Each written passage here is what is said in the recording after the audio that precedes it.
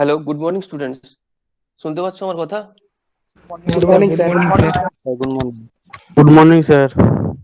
Yes, sir. Good morning. Morning, sir. হুম, Good morning, sir. আমার voice আমার ভয়েসটা clear আসছে সবার কাছে? হ্যাঁ, sir. স্যার আসছে। হ্যাঁ স্যার, হ্যাঁ স্যার। আচ্ছা, দেখো, আমি তোমাদের রবিশঙ্কর স্যার। মবিন, তোমার এটা ভয়েসটাকে মিউট কর। হ্যাঁ, আমি তোমাদের রবিশঙ্কর স্যার। আমি তোমাদের কেমিস্ট্রি নেব। হুম, তোমাদের একটা কেমিস্ট্রি সাবজেক্ট আছে যেটা আমি তোমাদের পড়াবো।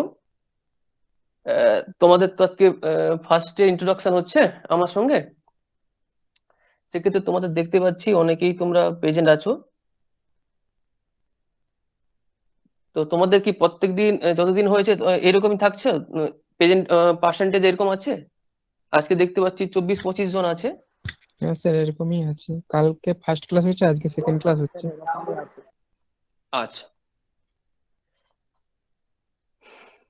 যাই হোক, মোটামুটি দেখো কেমিস্ট্রি তোমাদের একটা সিলেবাস মানে পুরোটা পড়তে হবে তোমাদের। কেমিস্ট্রি যেরকম ফিজিক্স আছে, যেরকম ম্যাথ আছে, যেরকম সেরকম কেমিস্ট্রিও আছে। কেমিস্ট্রির ক্ষেত্রে কিছু কিছু চ্যাপ্টার আছে যেগুলো তোমাদের পড়তেই হবে। স্যার একটা এবার কথা তোমাদের, ছিল স্যার। হ্যাঁ বলো। স্যার আমরা মানে আমি কম্পিউটারে জয়েন হয়েছি আর কি, তো আমাদের কেমিস্ট্রি পড়তেই হবে? হ্যাঁ, তোমার যে সেকশনে তুমি জয়েন হও না কেন, তোমাদের কেমিস্ট্রি পড়তেই হবে। সং- সংকল্প মন্ডল, তুমি তোমার ভিডিওটা অফ করো। ভিডিওটা অন করে রেখেছো কেন? শুনতে পাচ্ছ সংকল্প? হ্যাঁ। আর কারো ভিডিও অন আছে নাকি? যাই হোক, মোটামুটি কেমিস্ট্রি তোমাদের যে যাই করো না কেন, কেমিস্ট্রি তোমাদের পড়তেই হবে। তো সেদিক থেকে কেমিস্ট্রির বেশ কিছু চ্যাপ্টার আছে। তোমরা অলরেডি কেমিস্ট্রি বা ফিজিক্স রিলেটেড তোমরা পড়ে এসছো কিছু জিনিস। এখানেও কিন্তু তোমাকে সেই সমস্ত জিনিস কিন্তু একটু বেশি করে পড়তে হবে, বুঝতে পারছো কি? একটু বেশি করে পড়তে হবে। সেই দিক থেকে যেটা পড়তে গেলে তোমাদের কেমিস্ট্রি শুরু করতেই গেলে একটা চ্যাপ্টার তোমাদের পড়তেই হয়, সেটা হচ্ছে কি স্ট্রাকচার অফ অ্যাটম বা অ্যাটমিক স্ট্রাকচার। রজত, তুমি ভিডিওটা অন করলে কেন? কেউ ভিডিওটা অন করো না, আর সব মিউট করে রাখো। যদি কথা বলার দরকার পড়ে তখন তোমরা আনমিউট করে কথা বলবে, ঠিক আছে? তো সেই দিক থেকে বলি যে আজকে তোমাদের যে মানে পরিচিত একটা টপিক, যেটা হচ্ছে অ্যাটমিক স্ট্রাকচার নিয়ে কিছু কিছু মানে জিনিসপত্র নিয়ে মানে ডিসকাস করব। দেখো তোমরা তোমরা নিতে পারো কিনা দেখো ব্যাপারটা, যে তোমাদের যেটা পড়েছো আগে তার সঙ্গে মিলিয়ে দেখো কতটা সিমিলারিটি আছে বা কতটা এক্সট্রা পড়তে হচ্ছে, ঠিক আছে? ঠিক আছে স্যার। আচ্ছা, দেখো আমি একটা স্ক্রিন শেয়ার করব একটা পিপিটিতে। সেখান থেকেই আলটিমেট পড়ানো হবে। যদি লাস্ট এইটা পড়াবো কিছুটা কিছুটা করাবো, এবং তার রেসপেক্টে কয়েকটা 4-5টা কোশ্চেন আমি সেটিং করেছি। যদি সময় থাকে লাস্টে, তাহলে এই 4-5টা কোশ্চেন তোমরা অ্যান্সার করবে।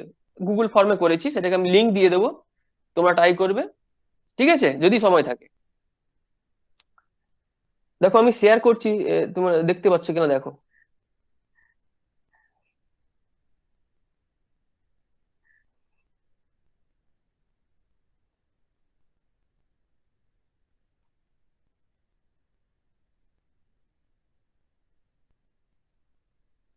আমার আমার কম্পিউটারের স্ক্রিনটা দেখতে পাচ্ছ? হ্যাঁ, হ্যাঁ sir. স্যার, actually, দেখা যাচ্ছে, দেখা যাচ্ছে স্যার। ওকে,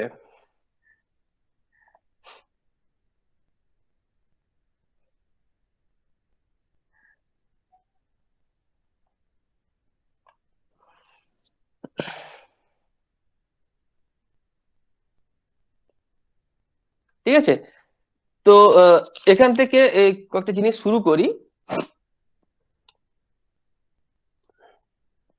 দেখো, যখন আমরা কেমিস্ট্রি পড়তে শুরু করছি, সেক্ষেত্রে আমাদের কি জানতে হবে? অ্যাটম এবং মলিকুল কি, তাই না? এটা হচ্ছে কি, অ্যাটমটা হচ্ছে কি কোন একটা মলিকুলের সব থেকে স্মলেস্ট পার্ট। অর্থাৎ আমরা যেটা বাংলায় পড়ে এসেছি যে অণু পরমাণু পড়ে এসেছি, সেটারই হচ্ছে ইংলিশটা হচ্ছে অ্যাটম এবং মলিকুল।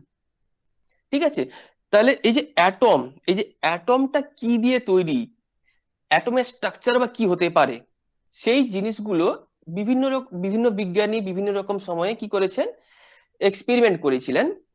সেই রেসপেক্টে ওনারা বিভিন্ন রকম মডেল তৈরি করেছেন, তার রেসপেক্টে যুক্তি দিয়েছেন। দেখা গেছে পরবর্তীকালে সেই যুক্তিটা অনেকটা মানে গ্রাহ্য হয়নি বা কিছুটা নেওয়া যেতে পারে, তার উপর বেস করে পরবর্তী সায়েন্টিস্ট কি করেছেন, কিছু একটা মডেল তৈরি করেছেন। তারও কিছু মেরিটস বা ডিমেরিটস আছে। এরকম করে করে করে করে কি হচ্ছে, আমাদের বর্তমান পরিস্থিতিতে সায়েন্টিস্ট নিলস বোরের যে অ্যাটমিক মডেলটা আছে, তো সেটা সব থেকে অ্যাকসেপ্টেবল বলে মনে হয়েছে। টোটাল এই ওয়ার্ল্ডে যতগুলো মানে ইউনিভার্সিটি বলো বা হায়ার অথরিটি আছে এডুকেশন পারপাসে, তারা এটাকে গ্রহণযোগ্য বলে মনে করেছেন। সেই কারণে কি হচ্ছে, এই Nils bore, scientist Nils bore যে অ্যাটমিক মডেলটা তৈরি করেছেন সেটাকে আপাতত পড়ানো হয়। তার আগে তোমরা নিশ্চয়ই জানো যে স্যার, একটা কথা ছিল। ডাল্টন। হ্যাঁ হ্যালো বলো।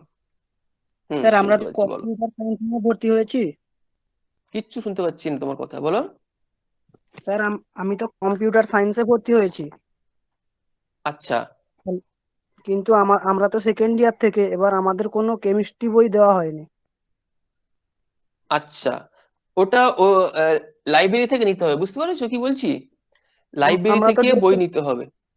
আমরা তো গিয়েছিলাম বই আনতে, কিন্তু সেখানে কোনো কেমিস্ট্রি বই কোনো দেয়নি সেখানে। কি বলছে? আমাদের তো বললো যে তোমরা যেই টপিকে ভর্তি হচ্ছে সেই টপিকের বইগুলো নিয়ে যাও, তোমাদের কোনো আচ্ছা কেমিস্ট্রি বই কোনো কিছু লাগবে না। আচ্ছা, স্যার ঠিক আছে, তাহলে সেই কি ব্যাপার। আমাদের কি ফাইনালে কি কেমিস্ট্রি পড়তে হবে? হ্যাঁ হ্যাঁ, পড়তে হবে। কেমিস্ট্রি সেটা কি পরীক্ষাও হবে তাহলে ফাইনালে? হ্যাঁ, পরীক্ষা হবে, পড়তেও হবে। সেই জন্যই ক্লাসগুলো হচ্ছে, বুঝতে পারছো কি বলছি? ইন্ট্রোডাকশন তাও- ক্লাসে এগুলো। হ্যাঁ বলো। তাহলে সেই আমাদের ব্যবস্থা করা হবে। শোনো, তুমি সৌমেন যেটা হ্যালো বলছো। হ্যালো স্যার, হ্যালো হ্যাঁ হ্যাঁ, কি হ্যালো বলছো বলো। হ্যাঁ স্যার, হ্যাঁ, আমি শুনতে আজকে পাচ্ছি। নতুন। আচ্ছা, অনেকেই নতুন আছে, বেশ দেখো অনেকেই নতুন তোমরা আছো, অনেকেই আগের দিন ক্লাস করেছো। এইবার তুমি দেখো যে যারা নতুন আছে একটু শোনো ব্যাপারগুলো নিয়ে, বুঝেছো? আর সৌমেন যে কথাটা বলছো, তোমার যে বই পাওনি সেই ব্যাপারটা আমি জানাবো। সেটা কি করে দেখা যাবে। হ্যাঁ হ্যালো স্যার। হ্যাঁ, আচ্ছা, বলছো বলো। হ্যালো হ্যাঁ বলো। হ্যাঁ শুনতে পাচ্ছি। স্যার, আমি অর্ণব চন্দ্র বলছি স্যার, আমিও হ্যাঁ বই হ্যাঁ, পাইনি কেমিস্ট্রি। ঠিক আছে, সমস্যা নেই। যাদের যাদের বই পাওনি সেটা আমি জানিয়ে দিচ্ছি। হ্যাঁ জানিয়ে দিচ্ছি, তার সলিউশনটাও তোমরা পেয়ে যাবে, ঠিক আছে? স্যার স্যার একটা কথা আচ্ছা। ছিল। হ্যাঁ হ্যাঁ বলো। স্যার বলছি যে আমি তো নতুন, মানে এবছর নতুন ভর্তি হয়েছি, তো আমি এখন গেলে কি আমার ডিপার্টমেন্টের বইগুলো নিতে পারবো কলেজ থেকে? আমি তোমার জিনিসগুলো, তোমাদের যে বই রিলেটেড যে প্রবলেম হচ্ছে না, ওটা আমি জানাবো, বুঝতে পেরেছো? আচ্ছা কলেজে আমি জানাবো, আচ্ছা দিলে তোমাদের আচ্ছা তোমাদের ইন্টিমেট করা হবে যে কি ব্যাপারটা, কি আমাদের ডিসিশন নেওয়া হলো সেটা জানিয়ে দেওয়া হবে, বুঝতে পেরেছো? তোমার তো গ্রুপেই তো ওকে আছো, স্যার, ওকে ইয়েতে, স্যার। সেখানে জানিয়ে দেওয়া হবে, হ্যাঁ হ্যাঁ হ্যাঁ, স্যার। বুঝতে পেরেছো? স্যার আচ্ছা হ্যাঁ বলো। Okay sir. স্যার বলছি এরকম ভাবে অনলাইন ক্লাস করতে করতে হুট করে যদি স্যার কাইটে যদি যায়, কোনো অসুবিধা হবে, প্রবলেম হবে? না, তুমি কেটে গেলে আবার ঢুকে যাবে, আবার জয়েন করবে। না স্যার, ওটাই বলছি মানে কোনো যদি অসুবিধা হয়, কাইটে যদি যায়, তারপর তো কোনো কিছু হয়। না না না না, কেটে গেলে কোনো সমস্যা নেই। তুমি কেটে গেলে নেট সমস্যা হতেই পারে, তুমি কেটে গেলে আবার জয়েন করে নেবে, রিজয়েন করবে, ওই লিঙ্কটাই আবার জয়েন করবে। হ্যাঁ ঠিক আছে স্যার। ওকে, ঠিক আছে। শোনো, জিনিসটা যেটা বলছিলাম, তোমরা কম বেশি পড়েছো অ্যাটমিক স্ট্রাকচার সম্বন্ধে। ডাল্টনের থিওরি পড়েছো, যে থমসনের থিওরি পড়েছো। হ্যাঁ, সেইগুলো থেকে কি হয়েছে, কিছু কিছু মডেল বা অ্যাটমের যে মডেল সেগুলোকে ডেভেলপ করা হয়েছে, ঠিক আছে? ডেভেলপ করার পর সেখানে কিন্তু, তার আগে কিন্তু সায়েন্টিস্ট যে থমসন, কি বললাম, যে থমসন 1897 সালে তিনি কি করেছিলেন, একটা পার্টিকেল ডিসকভার ইলেকট্রন করেছিলেন। Electron very sir. Good, very good. যেই পার্টিকেলটা কি ছিল, ইলেকট্রন ছিল, বুঝেছো? তো ইলেকট্রনটার চার্জ কি ছিল, -1.602 ইন্টু 10⁻19 কুলম, এটা চার্জ। আর এই যে একটা ইলেকট্রনের মাস বা ভর ছিল কত, 9.11 ইন্টু 10⁻31 কেজি। তোমরা নিশ্চয়ই জানো, বেশিরভাগ হয়তো জানো, আর যারা হয়তো মনে পড়েনি তারা একটু মনে করে নাও। তাহলে কি বললাম, ইলেকট্রন 1897 সালে scientist J J Thomson discover করেছিলেন, যার চার্জ ছিল কত, -1.602 × 10⁻⁻19 কুলম্ব। কারো একটা আওয়াজ হচ্ছে, সবাই মিউট করে দাও, বুঝেছো, সবাই স্যার মিউট করে চার্জটা দাও। একবার বলুন স্যার। আচ্ছা অঙ্কুর, আমি বলে দিচ্ছি, তুমি একটু মিউট করো, স্যার ইলেকট্রনের চার্জটা মিউট একটু করো, বলুন। আমি বলে দিচ্ছি। ইলেকট্রনের চার্জ হচ্ছে -1.602 × 10⁻⁻19 কুলম্ব, ঠিক আছে। এবং ইলেকট্রনের ভর মানে মাস কত, সেটা হচ্ছে 9.11 × 10⁻⁻31 কেজি। ক্লিয়ার? তো এই ইলেকট্রনটা ডিসকভার করার পর তিনি একটা সায়েন্টিস্ট জে জে থমসন একটা মডেল বানিয়েছিলেন, ঠিক আছে। সেই মডেলটা কিন্তু বেশিরভাগ ক্ষেত্রে অ্যাকসেপ্টেবল হয়নি, সেই জন্য তার পরবর্তী সায়েন্টিস্ট রাদারফোর্ড, কি বললাম, সায়েন্টিস্ট রাদারফোর্ড কি করেছিলেন, এই এই যে মডেলটাকে তিনি স্টাডি করেছিলেন এবং সে রেসপেক্টে একটা এক্সপেরিমেন্ট করেছিলেন, কি জন্য, যে অ্যাটমের স্ট্রাকচারটা কি হতে পারে তার একটা মডেল তৈরি করার জন্য তিনি একটা এক্সপেরিমেন্ট করেছিলেন। সেই এক্সপেরিমেন্টের নাম কি, দেখো স্ক্রিনে দেখতে পাচ্ছ, দেখো, রাদারফোর্ডস আলফা রে স্ক্যাটারিং এক্সপেরিমেন্ট। এই এক্সপেরিমেন্টটার নাম হচ্ছে এইটা, ঠিক গেল। তার আগে আরেকটা জিনিস আমরা জেনে রাখি যে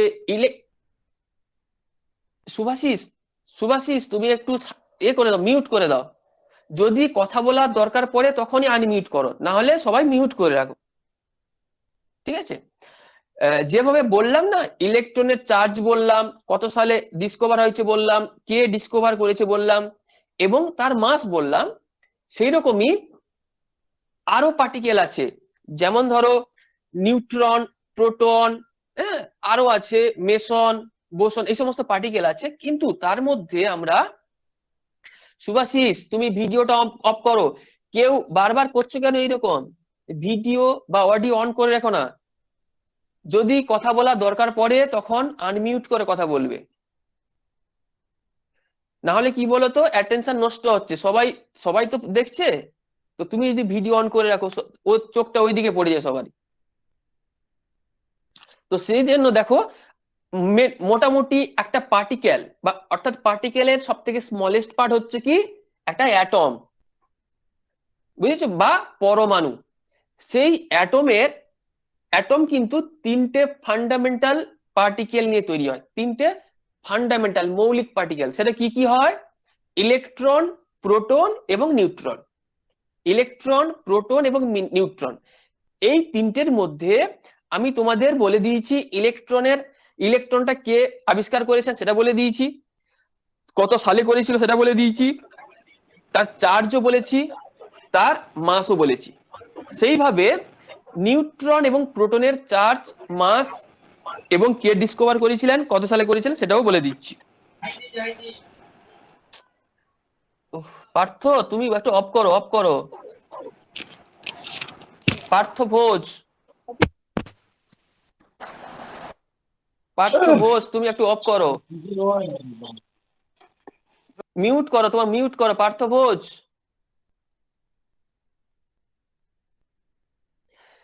হ্যালো, যাই হোক, হ্যাঁ, হ্যালো কে বলছো?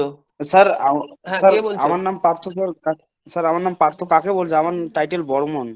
আমি পার্থ ভোজ বলছি, ভোজ লেখা আছে দেখতে পাচ্ছি, একজনের নামে লেখা আছে পার্থ ভোজ, তাকেই বলছিলাম আমি। হ্যাঁ, ঠিক আছে স্যার।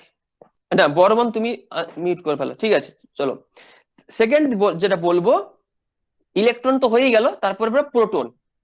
এই যে প্রোটন আবিষ্কার করেছেন সায়েন্টিস্ট রাদারফোর্ড, কি বললাম, সায়েন্টিস্ট রাদারফোর্ড, কত সালে, 1920 সালে ডিসকভার করেছিলেন, কে, সায়েন্টিস্ট রাদারফোর্ড। আমার কম্পিউটার স্ক্রিন কি তোমরা দেখতে পাচ্ছ? হ্যাঁ স্যার পাচ্ছি। হ্যাঁ স্যার। দেখা যাচ্ছে। ওকে, রাদারফোর্ড। এবার হচ্ছে এই প্রোটনের চার্জ কত হয়, এই প্রোটন হচ্ছে পজিটিভ চার্জ, যেরকম ইলেকট্রনের চার্জের আগে মাইনাস ছিল, এই প্রোটনের চার্জের আগে প্লাস হবে।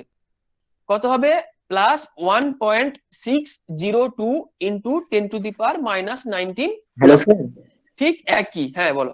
বিষ্ণু বলছি স্যার। কম্পিউটারটা দেখা যাচ্ছে কিন্তু সব ব্ল্যাঙ্ক দেখাচ্ছে এখানে। না না, একটা লাইন আছে উপরে, দেখো একটা লাইন শুধু আছে উপরে, ঠিক আমি আছে, পরের ওই লাইনগুলো জন্যই এখনো কথা আসেনি। হ্যাঁ হ্যাঁ, হ্যাঁ, ওইটাই দিয়ে আছে আপাতত।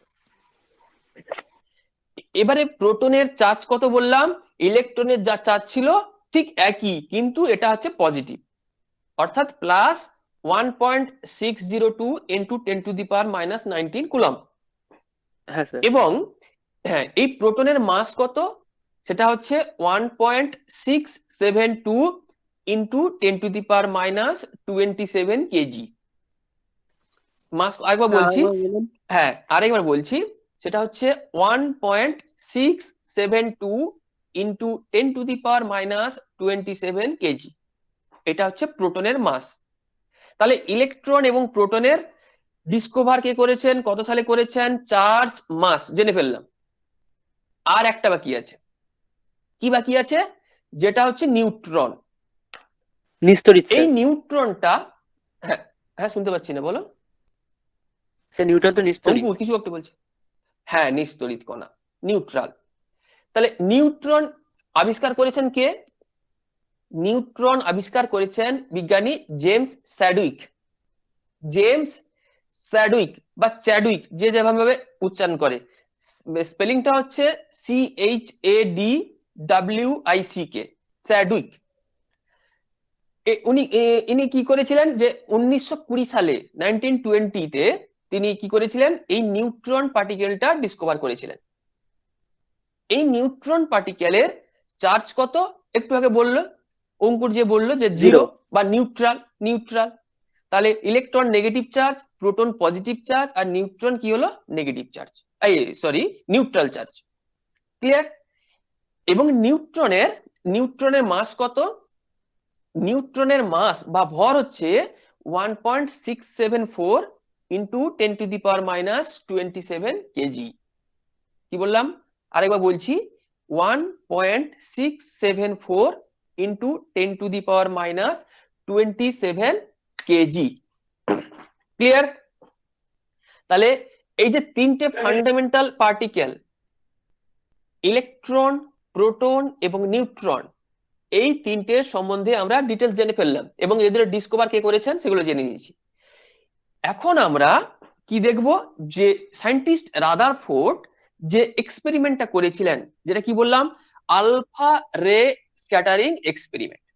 ঠিক আছে, যাকে আমরা পড়েছি, বাংলায় কি পড়েছি বলতো, আলফা রশ্মি বিচ্ছুরণ পরীক্ষা। মনে পড়ছে আলফা রশ্মি বিচ্ছুরণ পরীক্ষা?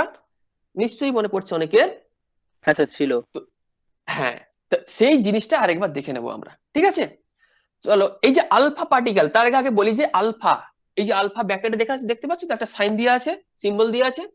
এই আলফা, এই আলফাটাকে কি হিসেবে আমরা চিনি, আলফা পার্টিকেলটা কি, পজিটিভ চার্জ যুক্ত। ভেরি গুড, একদম ঠিক বলেছো তুমি, পজিটিভ চার্জ যুক্ত। এবং এটাকে হিলিয়াম পার্টিকেল ধরা হয়। কি হয়, হিলিয়াম। আমরা তো দেখেছি হিলিয়াম, হিলিয়াম কোথায় থাকে দেখেছি আমরা, আমরা পিরিয়ডিক টেবিল বা পর্যায় সারণীতে হিলিয়াম দেখেছি, তাই না? হাইড্রোজেনের পর কি থাকে, হিলিয়াম দেখেছি। সেই হিলিয়ামের একটা পার্টিকেলকে কি বলা হয়, আলফা পার্টিকেল। ঠিক আছে, একটা পার্টিকেল কি বলা হয়, আলফা পার্টিকেল। এই হিলিয়ামের ভর কত, 4, ভর সংখ্যা কত, 4, এবং অ্যাটমিক নাম্বার বা পারমাণবিক সংখ্যা কত, 2।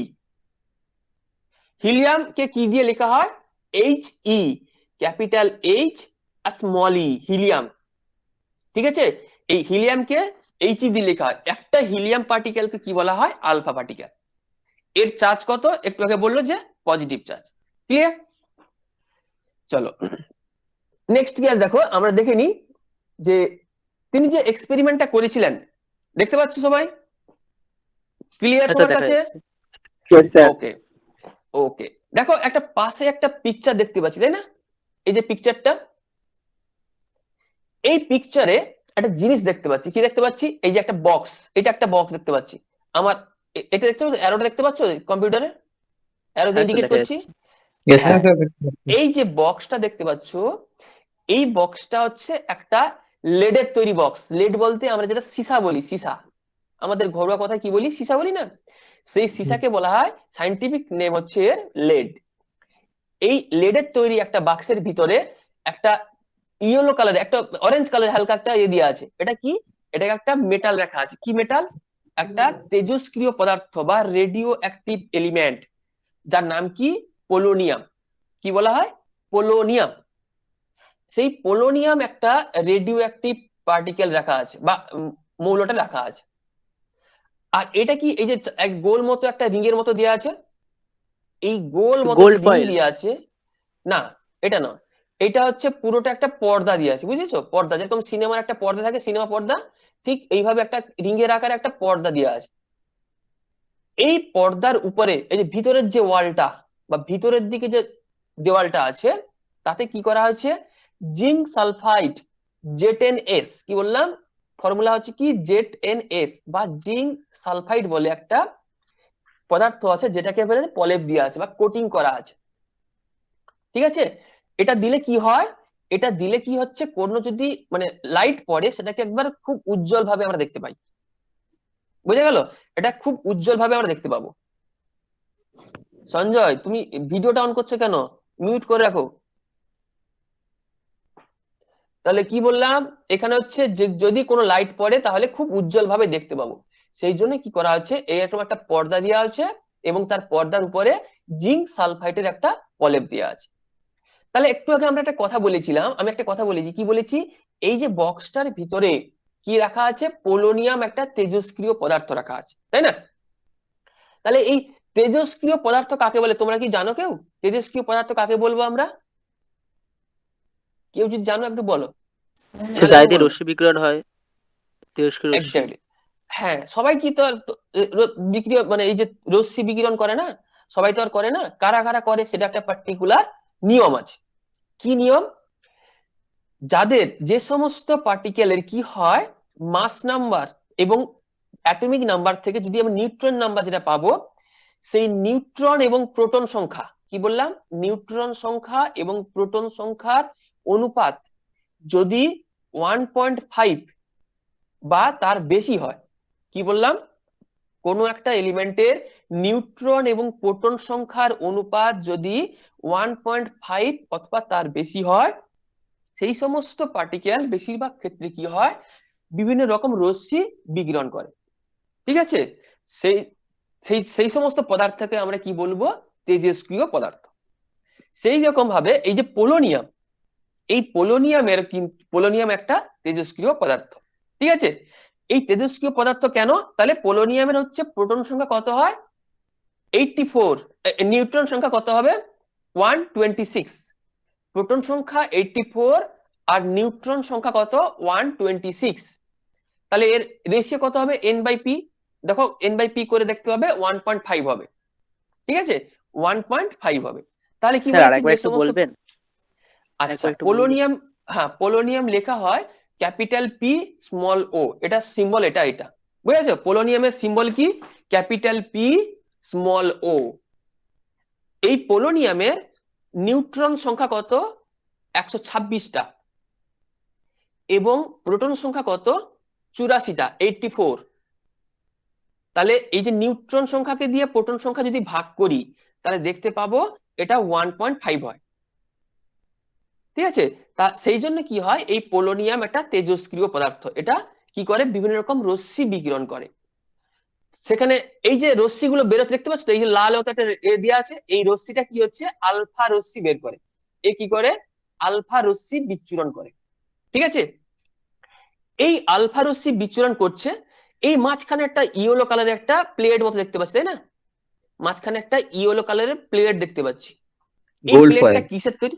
Very good. এটাকে হচ্ছে গোল্ড ফয়েল বলা হয়, অর্থাৎ সোনার তৈরি পাত। এই পাত কিন্তু আহ, অনেকটা মোটা নয়, খুব খুব পাতলার পাত। বুঝতে পারলে? অনেক অনেক পাতলা পাত। এই পাতের বেধ কত হয়? 0.0004 মিলিমিটার। কি বললাম? 0.0004 মিলিমিটার, এতটাই পাতলা পাতা। সেই একটা প্লেট রাখা আছে, যেই প্লেটের উপরে কি হচ্ছে, যেখান থেকে আলফা রশ্মিগুলো বিচ্ছুরিত হয়ে গিয়ে ওই প্লেটের উপর পড়লো। তারপরের ঠিক অবজারভেশন গুলো আমরা দেখতে পাচ্ছি, কি দেখতে পাচ্ছি, দেখো ভালো করে দেখো, এই যে রশ্মিটা এখানে পড়ার পর কি হচ্ছে, পিছন দিকে দেখো একটা বেরিয়ে যাচ্ছে লাল লাল করে, তাই না? বেরিয়ে যাচ্ছে না, ছড়িয়ে ছিটিয়ে পড়ছে, এটা একটা এইভাবে ছড়িয়ে ছিটিয়ে পড়ছে। সেটা কার উপর পড়ছে? এই যে পিছনে যে একটা পর্দা রাখা ছিল সেই পর্দার উপরে পড়ছে। এটা কি বোঝা গেছে না যায়নি আমি যেটা বললাম? হ্যাঁ স্যার, Yes, বুঝতে sir. পারছি। Very good. তাহলে পড়ার পর কি হবে, কি কি অবজারভেশন করলেন এখানে দেখতে পেলেন এই জিনিসগুলো। নাম্বার 1 কি লেখা আছে দেখো স্ক্রিনে, most of the alpha particles passed straight through the gold foil without any deviation. যে পার্টিকেল দেখো, এই যে আলফা রশ্মিটা পড়ছে এর উপরে, গোল্ড ফয়েলের উপরে পড়ার পর ম্যাক্সিমাম রশ্মিগুলো কি হচ্ছে, পিছন দিকে বেরিয়ে যাচ্ছে, তাই না? বেশি ডিফ্লেক্ট হচ্ছে না, বেরিয়ে সোজা সোজা বেরিয়ে গেছে। এটা 1 নম্বর জিনিস দেখতে পেলেন উনি।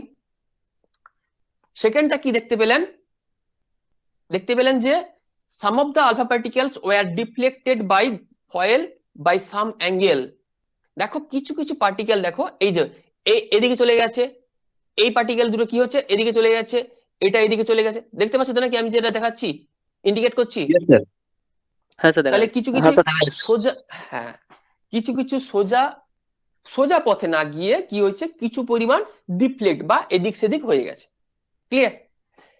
তো এই যে ডিফ্লেক্ট হয়ে যাচ্ছে, দেখা গেছে আরেকটা জিনিস দেখলেন তিনি, কি করলেন, যদি এইরকম যে এই যে বক্স থেকে যদি 12,000 আলফা পার্টিকেল পাঠাই, কার উপরে, এই যে প্লেটটার উপরে 12,000 যদি আলফা পার্টিকেল পাঠাই, তার মধ্যে 12 থেকে 20,000 হবে, এটা 12 থেকে 20,000 আলফা পার্টিকেল যদি পাঠাই, সেক্ষেত্রে একটা আলফা পার্টিকেল কি করে, যে পথে গিয়েছিল ঠিক সেই পথে আবার রিটার্ন করে, মানে 180 ডিগ্রি রিটার্ন করবে, যেখানে যে পথে গেছিল সেই পথ থেকে আবার ফিরে আসবে।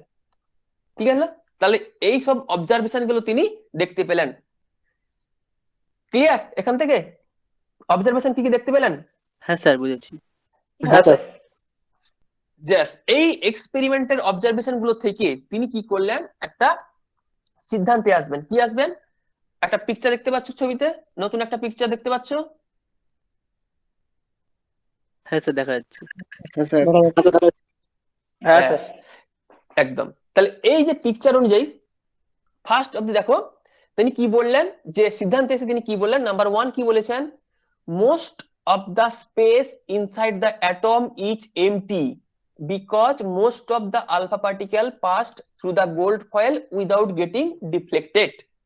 মানে কি, তিনি ফার্স্টে সিদ্ধান্তে বললেন যে এই এক্সপেরিমেন্ট থেকে আমরা বলতেই পারি যে ম্যাক্সিমাম, যে কোনো একটা অ্যাটমের ম্যাক্সিমাম জায়গা ফাঁকা থাকে। যদি না ফাঁকা থাকতো তাহলে কি ওই গোল্ড ফয়েলের ভিতর দিয়ে রশ্মিগুলো বেরিয়ে যেতে পারতো? নিশ্চয়ই বেরিয়ে যেতে পারতো না। যেহেতু ফাঁকা আছে সেই জন্য গোল্ড ফয়েল ভেদ করে কি হচ্ছে, ম্যাক্সিমাম রশ্মিগুলো কি হচ্ছে, অপর প্রান্তে চলে যেতে পারছে। এটা কি ক্লিয়ার হলো? নাম্বার 1। হ্যাঁ sir. Yes, sir. Yes, very good. তো নাম্বার 2 কি আছে দেখো, very few particles were deflected from their path indicating that the positive charge of the atom occupies very little space। আমি কি বললাম, যে একটু আগে কয়েকটা মানে কিছু কিছু পার্টিকেল আছে যেগুলো আলফা পার্টিকেল গুলো কি বাম দিকে বা ডান দিকে কি হয়েছে, স্ক্যাটার হয়ে গেছে বা বেরিয়ে গেছে, এদিকে ছিটকে ছিটকে বেরিয়ে যাচ্ছে, তাই না? এই যে আগের যে ছবিটা দেখতে পেলাম, কিছু এইদিকে বেরিয়ে আসছে। এটা কেন হচ্ছে? আমরা কি জানি, আলফা পার্টিকেলের চার্জ কি জানি, positive positive charge. Charge. Positive charge. Positive. Very good. আর সম চার্জ মানে সেম চার্জ পরস্পর কি করে, রিপিল করে না অ্যাট্রাক্ট করে? না স্যার, রিপিল করে। দূরে সরিয়ে সেম দেবে। হ্যাঁ চার্জ, স্যার। ভেরি গুড, পরস্পর রিপিল করবে বা রিপালশন করবে বা দূরে সরিয়ে দেবে। আর অপোজিট চার্জ পরস্পরকে আকর্ষণ করে বা করবে। অ্যাট্রাক্ট করে। ভেরি গুড, অ্যাট্রাক্ট করে। এক্ষেত্রে দেখো, যেহেতু পজিটিভ চার্জটা পাঠাচ্ছি আমরা, মানে হিলিয়াম পার্টিকেল পাঠাচ্ছি, আবার বেঁকে যাচ্ছে, মানে কি নিশ্চয়ই অ্যাটমের মাঝখানে কোনো একটা জায়গায় কোনো পজিটিভ ধরি কোনো চার্জ আছে, যার জন্য কি হচ্ছে, নিজেদের মধ্যে রিপালশন হয়ে এই পার্টিকেল গুলোকে দূরে দূরে সরিয়ে দিচ্ছে। এটা কি বোঝা গেল? হ্যাঁ স্যার। Yes, sir. হ্যাঁ স্যার। Very good. এক্স্যাক্টলি।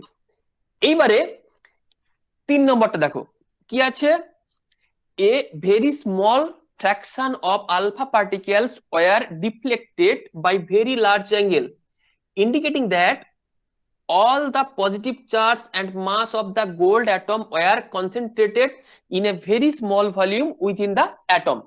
মানে কি বললেন, যে দেখা গেছে যে আমি একটুকে বললাম কি বললাম, 12,000 থেকে যদি 20,000 আলফা পার্টিকেল পাঠানো যায়, তার মধ্যে একটা আলফা পার্টিকেল যে পথে গেছিল ঠিক সেই পথে আবার ফিরে আসবে। মানে কি, যদি একটা ধরো ধরো একটা পাখি যদি একটা হাতিকে ধাক্কা মারে, তাহলে কি পাখিটা ছিটকে বেরিয়ে আসবে তো নাকি ধাক্কা মারলে? না, হ্যাঁ, পাখি হ্যাঁ, বেরিয়ে যাবে। কোনটা? হাতি পাখি নিশ্চয়ই বেরোবে বেরিয়ে না, আসবে। পাখি বেরিয়ে আসবে। এখানে আমি এটা বললাম কেন, যে মাস বা ওয়েট দিয়ে বোঝানোর জন্য, যে হাতিটার ওয়েট তো প্রচুর আর পাখিটার ওয়েট তো অনেক কম, তাই না? তো সেক্ষেত্রে এই যে আলফা পার্টিকেল যাচ্ছে দিয়ে একদম অ্যাটম থেকে একটা আলফা পার্টিকেল অ্যাটম থেকে ঘুরে এলো, মানে কি নিশ্চয়ই অ্যাটমের ভিতরে কোনো একটা জায়গা আছে যে ওই আলফা পার্টিকেলের ভরের থেকে অনেক বেশি ভর, যে ধাক্কা দিয়ে পুরো যে পথে গেছিল ঠিক সেই পথে ফিরিয়ে দিল। এটা কি বোঝা গেছে? হ্যাঁ স্যার। Yes sir. হ্যাঁ, তিনি বললেন কি যে পার্টিকেলটার একদম মাঝখানে এই যে সেন্টারটা, যে সেন্টার দিয়ে কি হলো আলফা পার্টিকেলটা ডিফ্লেট হয়ে ফিরে এলো, সেই সেন্টারটাকে কি বলা হচ্ছে, নিউক্লিয়াস। কি বললাম? নিউক্লিয়াস। নিউক্লিয়াস। যে নিউক্লিয়াসে কি হচ্ছে, ওই পুরো অ্যাটমের এই পুরো যে অ্যাটমটার মাস কি আছে, কেন্দ্রীভূত আছে বা সেন্ট্রালাইজড আছে। কি বললাম, বোঝা গেছে? যে অ্যাটমটার পুরো মাঝখানে যে পজিটিভ তড়িৎধর্মী কোন একটা জায়গা আছে, যেটাতে কি হচ্ছে সমস্ত অ্যাটমের মাস কেন্দ্রীভূত আছে বা সেন্ট্রালাইজড আছে, যার দ্বারা কি হচ্ছে আলফা পার্টিকেল পুরো ধাক্কা খাচ্ছে এবং পুরো 180 ডিগ্রি অ্যাঙ্গেল করে পুরো ঘুরে আসছে। ক্লিয়ার? Yes sir. হ্যাঁ স্যার। হ্যাঁ স্যার, বুঝেছি। আরেকবার বলছি তাহলে কি হলো, যে অ্যাটম সম্বন্ধে তিনি একটা কনক্লুশন দিলেন, যে কি বললেন, যে অ্যাটমের ম্যাক্সিমাম জায়গা ফাঁকা থাকবে, ফাঁকা আছে, না হলে আলফা পার্টিকেল গুলো বেরিয়ে যেতে পারতো না। আর অ্যাটমের মধ্যে এমন একটা জায়গা আছে যার চার্জ কি পজিটিভ, সেই পজিটিভ চার্জ দ্বারা আলফা পার্টিকেলের যে পজিটিভ চার্জ সেগুলো নিজেদের মধ্যে বিকর্ষণ করছে, যার ফলে কিছু কিছু আলফা পার্টিকেল সোজা পথে না গিয়ে চারদিকে ছড়িয়ে পড়ছে, বাম ডান দিকে ছড়িয়ে পড়ছে। ক্লিয়ার? আর একটা জায়গা আছে যেটা কি বলা হচ্ছে কি সেন্টার, যেই সেন্টারটা চার্জ হচ্ছে কি পজিটিভ চার্জ, এবং এই সেন্টারটায় কি হচ্ছে পুরো অ্যাটমটা মাসটা কি হচ্ছে কেন্দ্রীভূত আছে, যাকে আমরা কি বলবো, নিউক্লিয়াস। নিউক্লিয়াস। Very good. এই নিউক্লিয়াসে ধাক্কা লেগে কি হচ্ছে আলফা পার্টিকেলটা ঘুরে আসছে। ক্লিয়ার? এই অবধি ক্লিয়ার? এক্সপেরিমেন্টটা ক্লিয়ার? হ্যাঁ স্যার। Yes sir. হ্যাঁ স্যার। Very good. তাহলে নেক্সট স্লাইড যাচ্ছি আমি, নেক্সট স্লাইড যাব। দেখো রাদারফোর্ড অ্যাটমিক মডেল, এই যে এক্সপেরিমেন্ট করলেন এবং কনক্লুশন করলেন, সেই রেসপেক্টে তিনি কি করলেন, একটা অ্যাটমের মডেল, অ্যাটমিক মডেল কি করলেন, এস্টাবলিশ করলেন। ক্লিয়ার? সেই অ্যাটমিক মডেলটা আমরা এখন দেখে নেব। দেখতে পাচ্ছ পিকচারে অ্যাটমিক মডেলটা কি আছে, দেখতে পাচ্ছি যে মাঝখানে একটা পজিটিভ চার্জের লাল রঙে দেখতে পাচ্ছি, তাই না? হ্যাঁ স্যার। আর তার চারদিকে কি দেখতে পাচ্ছি, সবুজ রঙের ইলেকট্রন। নেগেটিভ। ইলেকট্রন। Minor. হ্যাঁ, ভেরি গুড, ইলেকট্রন গুলো দেখতে পাচ্ছি। তাহলে ফার্স্ট দেখতে পাচ্ছি কি, there is a positively charge center nucleus. in an atom called the nucleus. Very good. Nearly all the mass of an atom resides in the nucleus. Clear? তাহলে কি বললো, যে কোনো অ্যাটমের তার একদম মিডিলে বা মিডিল পোর্শনে কি থাকবে, একটা নিউক্লিয়াস থাকবে, যার চার্জ কি পজিটিভ চার্জ, এবং সমস্ত অ্যাটমের যে মাসটা সেটা কি থাকবে, কেন্দ্রীভূত থাকবে বা সেন্ট্রালাইজ থাকবে কোথায়, এই নিউক্লিয়াস। নাম্বার 1। নেক্সট দেখো কি আছে, the electrons revolves around the nucleus in well defined orbits. মানে কি বললো, যে ইলেকট্রন গুলো কি হচ্ছে এই নিউক্লিয়াসকে কেন্দ্র করে বিভিন্ন রকম পথে তার চারদিকে ঘুরে বেড়াচ্ছে, রিভলভ করে বেড়াচ্ছে। এটা ক্লিয়ার হলো? বিভিন্ন Yes, রকম sir. হ্যাঁ স্যার। ইলেকট্রন গুলো ঘুরে বেড়াচ্ছে। নাম্বার 3 দেখো, the size of the nucleus is very small as compared to the size of the atom. তা একটু আগে আমরা কি দেখেছিলাম যে পুরো মাসটা অর্থাৎ অ্যাটমের যে পুরো মাস কি আছে, কেন্দ্রীভূত আছে কোথায়, অ্যাটমটা সেন্টারে, যেটাকে বলা হয় নিউক্লিয়াসে। নিউক্লিয়াস। কিন্তু এই নিউক্লিয়াসের সাইজ কেমন হবে, কার রেসপেক্টে বলবো বা কার সঙ্গে কম্পেয়ার করব, অ্যাটমটার সঙ্গে, পুরো অ্যাটমটার সঙ্গে। যে পুরো অ্যাটমটার সঙ্গে যদি এই নিউক্লিয়াসের যদি সাইজ আমরা কম্পেয়ার করি, তাহলে দেখতে পাবো এই সাইজটা খুবই নগণ্য হয়ে যায়। কার? নিউক্লিয়াসে। কার রেসপেক্টে? নিউক্লিয়াসে। অ্যাটমটার রেসপেক্টে। তাহলে অ্যাটমের যা সাইজ হয়, এই নিউক্লিয়াসের সাইজ অনেক অনেক কম হয়। এই হলো কি রাদারফোর্ডের অ্যাটমিক মডেল। এটা কি বোঝা গেছে না যায়নি? হ্যাঁ স্যার, বোঝা গেছে। হ্যাঁ স্যার।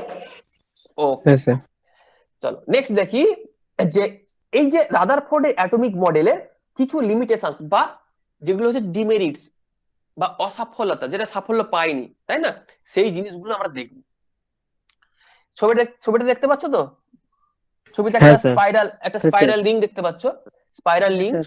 রিং এর হচ্ছে এই বাইরেরটা কি দেখতে পাচ্ছি আমরা, ইলেকট্রন, এবং মাঝখানে দেখতে পাচ্ছি নিউক্লিয়াস, তাই না, দিয়ে একটা স্পাইরাল মতো একটা রিং করা আছে। তাহলে ফার্স্ট আমরা দেখি যে প্রথম যে তার ব্যর্থতাটা কি। এই যে নিলস রাদারফোর্ড যে অ্যাটমিক মডেল তৈরি করেছিলেন, এটা কিন্তু আমাদের ফুললি অ্যাকসেপ্টেড হয়নি। সেই অ্যাকসেপ্টেন্স না হওয়ার জন্য, ফুললি অ্যাকসেপ্টেন্স না হওয়ার জন্য কয়েকটা কন্ডিশন দায়ী। তার মধ্যে মেন কারণটা হচ্ছে কি, যে বলেছেন যে Rutherford propose that electrons revolve in circular orbit around a positively charged nucleus. According to electromagnetic theory, whenever a charged particle such as an electron is accelerated around another charged center, যেটা nucleus, which is under force of attraction, there will be continuous radiation of energy. This loss of energy would slow down the speed of the electron. This would reduce the radius of the electron orbit. Eventually, the electron would fall into the nucleus, following a spiral path. The atom would collapse, but this does not happen. মানে কি বললাম আমরা একটুকে, কি পড়েছি, তিনি বললেন কি যে কোনো একটা নিউক্লিয়াস, এই নিউক্লিয়াসের চারিদিকে মোটামুটি ইলেকট্রন গুলো কন্টিনিউ ঘুরে চলেছে। কিন্তু এই যে ইলেকট্রোম্যাগনেটিক থিওরি, কি বললাম, যে ইলেকট্রোম্যাগনেটিক থিওরি অনুযায়ী কি হয়, যদি কোনো একটা চার্জড পার্টিকেল আর একটা চার্জড পার্টিকেলের চারদিকে কন্টিনিউ রোটেট করতে থাকে, সেক্ষেত্রে কি হবে, যে চার্জ পার্টিকেলটা চারদিকে রোটেট করছে সেটা কি হবে, কন্টিনিউ ধীরে ধীরে ধীরে ধীরে কি হবে, নিজের এনার্জি লস করবে। কি বললাম, নিজের এনার্জি লস করবে। তাহলে শক্তি হারালে কি হবে, ধীরে ধীরে মানে কি হবে, এখানে নিউক্লিয়াস তো পজিটিভ চার্জ আর ইলেকট্রনটা নেগেটিভ চার্জ, তাহলে এদের মধ্যে কি হয়, আকর্ষণ করতে থাকে। যেহেতু ইলেকট্রনটা আরো শক্তি হারিয়ে ফেলছে, তাহলে কি হবে, আকর্ষণ পাওয়ারটা আরো বেড়ে যাবে ধীরে ধীরে, তাই না। তাহলে কি হবে, নিউক্লিয়াসটার দিকে কি হবে, ইলেকট্রনটা বারবার ঘুরতে ঘুরতে ঘুরতে ঘুরতে চলতে থাকবে। তাহলে এক সময় কি হবে, এই ইলেকট্রনটা নিউক্লিয়াসের উপরে গিয়ে আছড়ে পড়বে। তাই তো হবে নাকি, এই তো হওয়া দরকার এই থিওরি অনুযায়ী। কিন্তু সেটা কি আমরা দেখি, সেটা না আমরা স্যার। দেখি না। না কারণ স্যার। এরকম যদি হয়ে যায়, কোনো পদার্থেরই অস্তিত্ব থাকার কথা নয়, হ্যাঁ তাই স্যার। না। কিন্তু আমরা তো সবকিছু দেখছি, তাহলে নিশ্চয়ই এই জিনিসটা আমাদের কাছে অ্যাকসেপ্টেড নয়, তাই না। তো তো এই যে জিনিসটাকে বুঝতে পারলে কেন, যে ফার্স্ট ডিমেরিটটা কি, যে ইলেকট্রোম্যাগনেটিক থিওরি অনুযায়ী কোন একটা চার্জ পার্টিকেল যখন আরেকটা চার্জ পার্টিকেলের চারপাশে কন্টিনিউ রোটেট করে, সেক্ষেত্রে যে চার্জ পার্টিকেলটা রোটেট করছে সেটা ক্রমাগত কি হবে, তার যে শক্তি হারিয়ে ফেলতে থাকে। তাহলে হারিয়ে ফেলতে ফেলতে এক সময় কি হবে, গিয়ে নিউক্লিয়াসে গিয়ে আছড়ে পড়বে। তাহলে পদার্থের কোন রকম ভাবে এক্সিস্টেন্স থাকার কথা নয়, কিন্তু আমরা সেই জিনিসপত্র সেটা দেখতে পাই না। তাই এই যে কনসেপ্টটা অবশ্যই অ্যাকসেপ্ট করা যায় না। ক্লিয়ার? নেক্সট দেখি, ভেরি গুড। নেক্সট দেখো সেকেন্ড কি আছে, Rutherford proposed that electrons revolve around the nucleus in the fixed orbits. However, it did not specify the orbits and the number of electrons in each orbit. আমরা এতক্ষণ ধরে বলে যাচ্ছি যে electron গুলো নিউক্লিয়াস চারপাশে কিভাবে ঘোরাঘুরি করছে, তাদের একটা নির্দিষ্ট পাথ, কিন্তু রাদারফোর্ড কিন্তু ওই যে নির্দিষ্ট পাথগুলো, অর্থাৎ একটা ফিক্সড যে পাথগুলো, সেই পাথগুলো সম্বন্ধে কিন্তু ফিক্সড আইডিয়া দেননি, বা ওদেরকে কিন্তু ওই যে মানে অরবিট গুলোকে নাম দেননি, যে কি নাম হবে। মানে একের বেশি তো অনেকগুলো অরবিট থাকতেই পারবে, তাই না? তো সেগুলোর নাম কিন্তু তিনি দেননি। এবং এছাড়াও আরেকটা জিনিস, যে ওই অরবিট গুলোতে কটা ইলেকট্রন থাকতে পারে, একটা অরবিটে একটা থাকতে পারে, দুটো থাকতে পারে, না আরো বেশি থাকতে পারে, না কম থাকতে পারে, সেই বিষয়ে তিনি কিন্তু কোন রকম ভাবে কোনো ইন্ডিকেশন দেননি বা আইডিয়া দেননি। এই দুটো হচ্ছে গিয়ে যে রাদারফোর্ডের অ্যাটমিক মডেলের মেজর ডিমেরিটস বা লিমিটেশনস। সবার কি বোঝা গেছে এই জিনিসটা? হ্যাঁ স্যার অবশ্যই। হ্যাঁ স্যার। স্যার বোঝা গেছে। ওকে, নেক্সট। হ্যাঁ, তাহলে নেক্সটটা যাই এবারে। এবার কি করলেন, এই যে রাদারফোর্ড, সায়েন্টিস্ট রাদারফোর্ড যে অ্যাটমিক মডেলটা বানালেন, তার তো আমরা অনেকগুলো। হ্যালো হ্যাঁ হ্যাঁ হ্যাঁ, বুঝতে পারছি। শোনো শোনো, বলো বলো। হ্যাঁ হ্যাঁ হ্যালো বলো। স্যার, বলছি বর্ণালীর যে ব্যাপার, ওটা কি কোনটা শুনতে মেজরে পাচ্ছি পড়ে না, না? আমি শুনতে পাচ্ছি না কিছু, বলো, ক্লিয়ার শুনতে পাচ্ছি না। রাদারফোর্ডের স্যার, রাদারফোর্ডের পরমাণু মডেলে যে বর্ণালীর ব্যাপারটা, যে নিরবিচ্ছিন্ন বর্ণালী আছে, সৃষ্টি সবই করে। আছে, সবই আছে, সবই আছে। যে জিনিসটা, সেই যে তুমি বর্ণালীর কথা বলছো না, সেই বর্ণালীর কথা হচ্ছে এই বোর মডেল থেকে আসবে। রাদারফোর্ডের যে বর্ণালীতে বললে, সেটাকে মডিফাই করেছিলেন সায়েন্টিস্ট নিলস বোর। এইটাকে অবশ্যই আছে, এই বোরের অ্যাটমিক মডেল পড়ার পর আমরা ওটা পড়বো। ঠিক আছে। তো এখন আমরা, হ্যাঁ, হ্যাঁ স্যার। এখন আমরা এই যে বোরের অ্যাটমিক মডেল দেখবো। সায়েন্টিস্ট নিলস বোর কিন্তু এই রাদারফোর্ডের হচ্ছে ছাত্র বা স্টুডেন্ট, ঠিক আছে। তো উনি কি করলেন, যে রাদারফোর্ড যে অ্যাটমিক মডেলটা দিয়েছিলেন, সেটাকে অনেক ভালোভাবে স্টাডি করলেন এবং সেটাকে মডিফাই করলেন। মডিফাই করে কি করলেন আমরা দেখতে পাবো এবারে। ঠিক আছে, নাম্বার 1 দেখো, এই পিকচার তোমাদের কাছে দেখতে পাচ্ছ পিকচারটা? হ্যাঁ স্যার দেখা যাচ্ছে। হ্যাঁ স্যার, দেখা যাচ্ছে। ফার্স্ট দেখো, তিনি যে মডেলটা, তিনি এটাকে মডিফাই করে যেটা বললেন, ফার্স্ট দেখো কি আছে। ইন অ্যান অ্যাটম, ইলেকট্রনস, যেটা হচ্ছে negatively charged, revolve around the positively charged nucleus in a definite circular path called orbit or shell. যে জিনিসটা আমরা একটু আগে দেখেছিলাম, যে রাদারফোর্ড বলেছিলেন যে ইলেকট্রন গুলো কি হচ্ছে, নিউক্লিয়াসের চারদিকে বিভিন্ন ভাবে ঘোরাফেরা করছে, তাই না? তাদেরকে কিন্তু ফিক্সড নাম দেননি, যে ডেফিনাইট সার্কুলার পাথ গুলো ফিক্সড নাম দেননি। এখানে নিলস বোর কি করলেন, সেই পাথগুলোকে কি করলেন, যে যে ইলেকট্রন গুলো মানে নেগেটিভ চার্জ ইলেকট্রন গুলো যে পাথে কন্টিনিউ কি করছে, ইলেকট্রনের নিউক্লিয়াসের চারপাশে ঘুরে বেড়াচ্ছে, তাদেরকে কি বললেন, একটা ফিক্সড পাথকে নাম বললেন অরবিট অর সেল। কি বললাম, ক্লিয়ার? Orbit or shell. যে এই যে পিকচার আমরা দেখতে পাচ্ছি, দেখো কি দেখতে পাচ্ছি, এই যে মাঝখানে একটা ডট দিয়ে আছে, যেটাকে বলা হচ্ছে নিউক্লিয়াস। তারপরে একটা সার্কুলার পাথ দিয়ে আছে, সেটাকে, তারপরে একটা সার্কুলার পাথ দিয়ে আছে, তারপরে একটা সার্কুলার পাথ দিয়ে আছে। দেখতে পাচ্ছ তো এই সার্কুলার পাথ গুলো? Yes sir. হ্যাঁ স্যার হ্যাঁ, দেখা যাচ্ছে। প্রথমটাকে দেখো, হ্যাঁ প্রথমটাকে দেখো, N small N equals to 1 দেয়া আছে, তারপরে স্মল এন ইকুয়ালস টু 2 দেয়া আছে, তারপরে স্মল এন ইকুয়ালস টু 3 দেয়া আছে, দেয়া আছে না? Yes sir. হ্যাঁ স্যার। হ্যাঁ স্যার। আচ্ছা, তো এই যে পাথগুলোকে 1 2 3 করে নাম্বারিং করে দিলেন, আর এগুলোকে কি বললেন, তিনি বললেন এগুলোকে একটা একটা অরবিট অথবা সেল। ক্লিয়ার? এবার দেখবো নাম্বার 2, দেখবো নাম্বার 2 কি আছে। Each orbit or shells has a fixed energy and this circular orbit are known as orbital shell. কি বললেন, যে এই যে ফিক্সড, যে n ইকুয়ালস টু 1 দিচ্ছি, n ইকুয়ালস টু 2 দিচ্ছি, n ইকুয়ালস টু 3 দিচ্ছি, এগুলোকে ইন্ডিকেট করছে 1 2 3 হিসাবে। এই সমস্ত অরবিটের একটা নির্দিষ্ট কি আছে, এনার্জি বা শক্তি আছে। প্রত্যেকের শক্তি কিন্তু আলাদা আলাদা, একের সঙ্গে আরেকটা শক্তি কখনো এক হয় না, মিলে যায় না। ঠিক আছে, এই শক্তির ক্রম কেমন হবে, কেউ কিছু জানো? এই শক্তির ক্রম, কার এনার্জি বেশি, কার এনার্জি কম? বলে দিচ্ছি আমি। স্যার একবার বলুন, হ্যাঁ, স্যার বলো। একবার বলুন। এই যে বললাম না, যে নিউক্লিয়াসের চারদিকে যে সমস্ত সার্কুলার পাথগুলো দেখছি, এগুলোকে সেল বলছি বা অরবিট বলছি। তাহলে হ্যাঁ এই যে সেলগুলোর এনার্জি, আবার একটা কথা বললাম যে এই সেলগুলোর এনার্জি কিন্তু আলাদা আলাদা হয়, কখনো সেম হয় না। তাহলে কোনটার বেশি কোনটার কম হবে, কোনো আইডিয়া আছে তোমাদের? নিউক্লিয়াসের পাশের গুলির শক্তি বেশি হবে স্যার।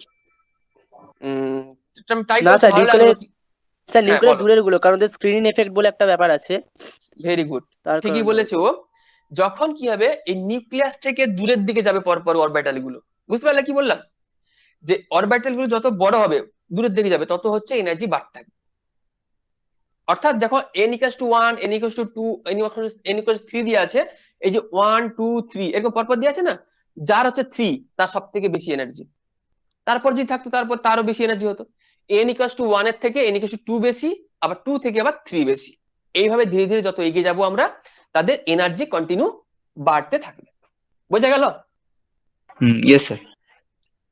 এবার একটা জিনিস দেখো, এই যে n equals to 1, n equals to 2, n equals to 3 বললাম, এই নাম্বার গুলোকে তোমরা তো জিজ্ঞেসই করলে না, এই নাম্বার গুলো কি বলা হয় বলো তো? এগুলোকে বলা হয় কি কোয়ান্টাম নাম্বার। বুঝতে পারলে কি? এগুলোকে হচ্ছে একটা কোয়ান্টাম নাম্বার হিসেবে ধরা হয়। এই কোয়ান্টাম নাম্বার গুলোকে কি বলা হচ্ছে কি প্রিন্সিপাল কোয়ান্টাম নাম্বার। পরে আমরা এটাকে নিয়ে ডিসকাস করব। শুধু মনে রাখো যে এই যে সেল গুলোকে নাম্বারিং করা হচ্ছে, n equals to 1, n equals to 2, 3 লেখা আছে, এগুলোকে বলা হচ্ছে কি প্রিন্সিপাল কোয়ান্টাম নাম্বার বা মুখ্য কোয়ান্টাম সংখ্যা। বোঝা গেল? হ্যাঁ স্যার। মুখ্য। নেক্সট দেখি, নেক্সট আছে the electrons in an atom move from a lower energy level to a higher energy level by gaining or required energy gaining the required energy, and an electron moves from a higher energy level to lower energy level by losing energy. এটা একটা interesting ব্যাপার। কি বলেছে? ধরো n equals to 1, n equals to 2, n equals to 3 এগুলোতে electron আছে, ঠিক আছে? ধরো একটা ইলেকট্রন n equals to 2 তে আছে, সে ইচ্ছা করলো যে আমি n equals to 3 যেটা অরবিটাল আছে বা সেল আছে সেখানটায় যাব। সে ইচ্ছা করলে কিন্তু যেতে পারবে না। কারণ কি বলেছি যে n equals to 2 এর একটা এনার্জি আছে, আবার n equals to 3 এর একটা এনার্জি আছে, এর ভিতরে আবার 3 যেটা তার বেশি এনার্জি।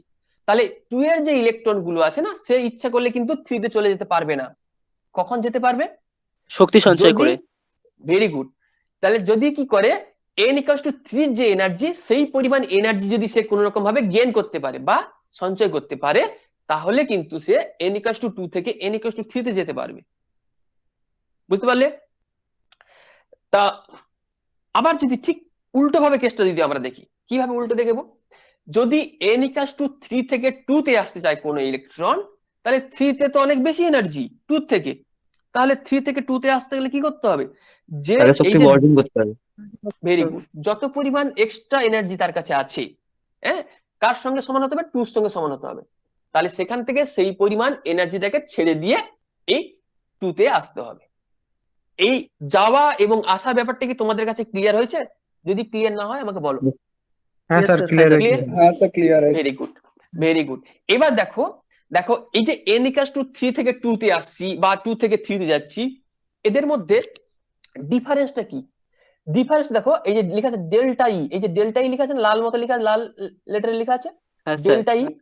এই ডেল্টা ই হচ্ছে গিয়ে এই দুটো অরবিটালের মধ্যে এনার্জি গ্যাপ বা এনার্জির পার্থক্য বা শক্তির পার্থক্য। সেটা কি হিসেবে কি হবে? এটা এইচ ইন্টু নিউ। ছবিটা একটু বড় করা যাবে না? হ্যাঁ বলো। বলছি স্যার, যে ছবিটা আরেকটু বড় করা যাবে না? তুমি জুম করো না, হয়ে যাবে। হ্যাঁ ওকে স্যার, হয়ে গেছে হয়ে গেছে। দেখো, দেখতে পাচ্ছ? দেখতে পাচ্ছ তো নাকি? হ্যাঁ স্যার, ঠিক আছে স্যার, ঠিক আছে। ক্লিয়ার? ওকে, দাঁড়াও। হ্যাঁ, তো এই যে জিনিস বললাম ডেল্টা ই, বললাম না ডেল্টা ই হচ্ছে গিয়ে এই দুটো বা যে কোনো অরবিটাল দুটোর মধ্যে এনার্জির পার্থক্য বা শক্তির পার্থক্য। সেটা কি হয়? এইচ ইন্টু নিউর সঙ্গে সমান হয়। এখানে এইচটা কি আর নিউটা কি কেউ কি জানো? এইচটা হচ্ছে কি প্ল্যাঙ্কস কনস্ট্যান্ট। কি বললাম? প্ল্যাঙ্কসের ধ্রুবক, একটা ধ্রুবক সংখ্যা। আর নিউটা কি? নিউ হচ্ছে কি ফ্রিকোয়েন্সি বা কম্পাঙ্ক। কার কম্পাঙ্ক? এই যে এনার্জি ধরো 3 থেকে 2 তে আসছে, যে এনার্জি ছাড়ছে অর্থাৎ শক্তিটা ছাড়ছে, সে শক্তিটা কিভাবে ছাড়ে? সে শক্তিটা কিন্তু এমনি এই বালতি বালতি করে দেয় না বা ডিবা ডিবা করে দেয় না। ওটা কি করে? ওটাকে ওয়েভ বা তরঙ্গ আকারে ছাড়ে। কি বললাম? তরঙ্গের মতো করে ছাড়ে। আমরা জানি কি তরঙ্গে কি থাকে? তরঙ্গ দৈর্ঘ্য থাকে, কম্পাঙ্ক থাকবে, কম্পাঙ্ক আছে। সেই যে কম্পাঙ্ক সেটা হচ্ছে এই নিউ। আর এইচটা তো কনস্ট্যান্ট, আর নিউটা এই তরঙ্গ থেকে পেয়ে যাবো। ক্লিয়ার? তাহলে দুটোর মধ্যে ডিফারেন্স আমরা পাবো, সেটা হচ্ছে ডেল্টা ই সমান কি এইচ নিউ পরিমাণ এনার্জি ছেড়ে দিতে হবে অথবা অ্যাকসেপ্ট করতে হবে, তবেই হচ্ছে n = 3 থেকে n = 2 তে আসতে পারে, অথবা 2 থেকে 3 তে যেতে পারে। ক্লিয়ার? হ্যাঁ Yes, স্যার sir. ক্লিয়ার। এইটা হলো কি আমাদের, শুনতে পাচ্ছি না, রাজ রাজ কিছু বলছো? হ্যাঁ স্যার বলছি, এটা কি একটা কমপ্লিট ওয়ার্ক ডান হলো? কমপ্লিট যদি যদি ট্রান্সফার হয় তবে হচ্ছে ওয়ার্ক ডান হবে, যদি ট্রান্সফার হয় তবে হচ্ছে ওয়ার্ক ডান হবে। ওকে ওকে ওকে ওকে, নেক্সট দেখো, এই যে বোরের হচ্ছে এটা অ্যাটমিক মডেল, কার থেকে তিনি পেলেন? তিনি রাদারফোর্ডের অ্যাটমিক মডেলটাকে মডিফাই করে তিনি চলে এলেন। তাহলে এই যে বোরের অ্যাটমিক মডেলটা পড়লাম, এই মডেলটা কত কি কি জিনিস অ্যাচিভমেন্ট করলো দেখে নি। তাহলে কি আছে? Achievements of Bohr's atomic model. তাহলে এটা সাফল্য কোথায় পেলো অ্যাটমিক মডেলটা?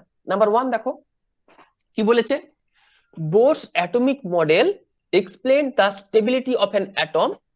According to Bohr, electrons does not lose energy as long as it revolves in a particular orbit. So electrons cannot jump from higher energized orbital to lower energized orbit. So atom is stable. তো আমরা একটু আগে যে বোরের atomic model দেখলাম, কি বললাম যে 1 2 3 এইভাবে যে অরবিট আছে, প্রত্যেকটা অরবিটে ইলেকট্রন কিন্তু ফিক্সড, ইলেকট্রন গুলো সেই অরবিট অনুযায়ী ঘুরছে। যদি হায়ার এনার্জি থেকে লোয়ার এনার্জি আসতে হয় এনার্জি লস করতে হবে, আবার লোয়ার থেকে গেলে হায়ারে গেলে কি করতে হবে? এনার্জি গেইন করতে হবে। যদি এনার্জি লস বা গেইন না করে সেক্ষেত্রে ইলেকট্রন গুলো যেখানে ছিল ঠিক সেখানেই থাকবে। এটা তো ক্লিয়ার নাকি? Yes sir. Clear sir. Very good. তাহলে কি হলো, নিউক্লিয়াসের চারদিকে যে ইলেকট্রন গুলো কন্টিনিউ রোটেট করতে আছে, তাহলে যদি কোন রকম ভাবে এনার্জি গেইন বা লস না করে তাহলে পড়ে যাবার কোনো ব্যাপার নেই, নিউক্লিয়াসের উপরে গিয়ে আছড়ে পড়ার কোনো ব্যাপার নেই। তাহলে অ্যাটমটা কি ভেঙে পড়বে? নিশ্চয়ই ভেঙে পড়বে না, অ্যাটমের এক্সিস্টেন্স থাকবে। ক্লিয়ার? Yes, sir. তো যেটা আমরা রাদারফোর্ডে দেখেছিলাম যে ইলেকট্রন গুলো কি হচ্ছে এনার্জি লস করতে করতে করতে করতে নিউক্লিয়াসে আছড়ে পড়েছিল, তো সেই জিনিসটা কিন্তু এই বোর অ্যাটমিক মডেল থেকে প্রপার ভাবে আমরা কি করতে পারলাম? এক্সপ্লেন করতে পারলাম। তাহলে বোর অ্যাটমিক মডেলটা অ্যাকসেপ্টেড হবে না রাদারফোর্ডের অ্যাটমিক মডেলটা অ্যাকসেপ্টেড হবে? কোনটা? স্যার বোরেরটা নিশ্চয়ই অ্যাকসেপ্টেড বোর, হবে। নিশ্চয়ই বোর। Very good. তো সেই জন্য হচ্ছে এটা হচ্ছে এই যে বোরের অ্যাটমিক মডেলে একটা বড় গ্রহণযোগ্য বিষয়। মানে স্যার অ্যাডভান্টেজ স্যার এটা। এটা হচ্ছে অ্যাডভান্টেজ। ভেরি গুড, অ্যাডভান্টেজ বা অ্যাচিভমেন্টস। ক্লিয়ার? নেক্সট দেখি, আরেকটা দেখি কি আছে। Bohr's atomic model explained successfully the atomic spectra of hydrogen, because in hydrogen spectra various lines of spectra are present. যে একটু আগে কেউ একজন বলেছিলেন এই যে স্পেকট্রার ব্যাপারটা বলেছিলেন না, হ্যাঁ স্যার, বর্ণালী বর্ণালী। বলেছিলেন।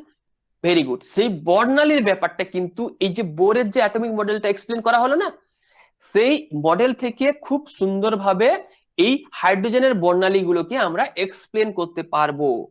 আমরা পরে এই হাইড্রোজেন স্পেকট্রা পড়বো, হ্যাঁ নেক্সট ক্লাসে বা তারপর ক্লাসে আমরা এই হাইড্রোজেন স্পেকট্রাটা পড়বো।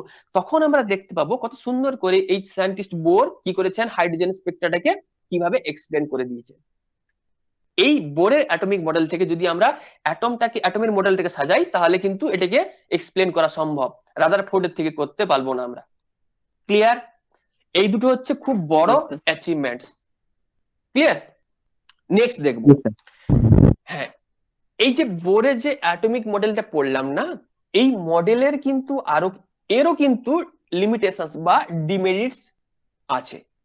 কি কি দেখবো সেটা নেক্সট দেখো, দেখতে পাচ্ছ limitations of Bohr's atomic model. Number 1 কি আছে?